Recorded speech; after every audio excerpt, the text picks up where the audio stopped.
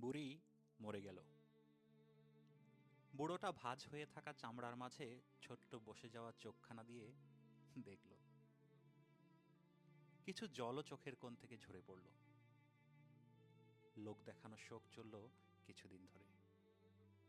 তারপর যেন নাটকের সমাপ্তি ঘটল। তার ব্যবহৃত শাড়ি নিয়ে মেয়েদের ভাগাভাগি চলল। কেউ বালিশের কাবার বানাবে, কেউ বিছানার চাদর হিসাবে ব্যবহার করবে, কেউ কানের দুল নেবে, কেউ বালাজোড়া। যার যার নিজের সংসারে যেন একটা বোঝা নেমে গেল। বুড়ো এক কোণে বসে বসে দেখে তাদের কাণ্ড কারখানা। মনের বাজারে স্মৃতির দর কষাকষি করতে করতে সেটাও একসময় বিক্রি হয়ে যায় মস্তিষ্কের কোনো এক ফাঁকফোকরে। যে যার কাজে ব্যস্ত হয়ে পড়ে। বুড়ো একলা হয়ে যায়। হাতের লাঠিখানায় ভর দিয়ে এদিক সেদিক পায়চারি করে। সেদিন ছোট নাতনি এসে বলে গেল, দাদু দাদু, তুমি মরে গেলে কিন্তু এই লাঠিখানা আমার, আমি খেলবো। ওদিক থেকে বৌমা দৌড়ে আসে, দাঁড়া, তোকে আজ মেরেই ফেলবো। এসব কথা বলতে নেই বলেছি না। বুড়ো হাসে।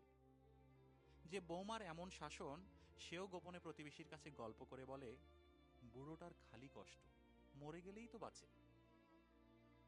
সেদিন নাতি তার বন্ধুদের নিয়ে তার ছোট ঘরে আড্ডা দিতে দিতে বলে, দাদুর অবস্থা বেশি একটা ভালো না, কিছুদিনের মধ্যেই উইকেট পড়ে যেতে পারে। তখন ওই ঘরটা আমার, জমিয়ে আড্ডা দেব। বুড়ো শুধু আকাশের দিকে তাকিয়ে দীর্ঘশ্বাস ছাড়ে। দুই ছেলের মাঝে প্রায় প্রতিদিনই ঝগড়া লেগেই থাকে। বুড়ো কার কাছে কদিন খাবে এই নিয়ে। বুড়োটা আজ কারো বাবা নয়, আজ কারো শ্বশুর নয়, কারো দাদা ভাই নয়। সে আজ শুধুই একটা বোঝা। আজ বুড়োর জন্মদিন।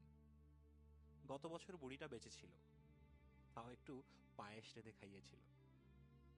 আজ সারাটা দিন গেল, কেউই কিছু বলল না। আর কি বা বলবে, যার মৃত্যুর জন্য সকলে মুখিয়ে আছে? কি বা দরকার তাকে জন্মের কথা মনে করিয়ে দেওয়ার? অথচ কিছুদিন আগে কত লোক খাইয়ে নাতনির জন্মদিন পালন করা হলো। বুড়োর হিসাবটা জমা পড়ে আছে, কারণ তার মৃত্যুর পরেও তো অনেক মানুষকে খাওয়াতে হবে। সেখানেও দুই ভাইয়ের ঝগড়া হবে খরচ করা নিয়ে। বুড়িটার বেলাতেও তাই হয়েছিল। বুড়ো ভাবে, কিসের এ জীবন, কাদের জন্য এত কিছু? বুড়ো চশমাটা চোখ থেকে নামিয়ে একটু চোখ মুছে নেয়। কেমন যেন ঝাপসা হয়ে যাচ্ছে চারপাশ। আকাশের দিকে তাকিয়ে বুড়ো একটা দীর্ঘশ্বাস ছাড়ল।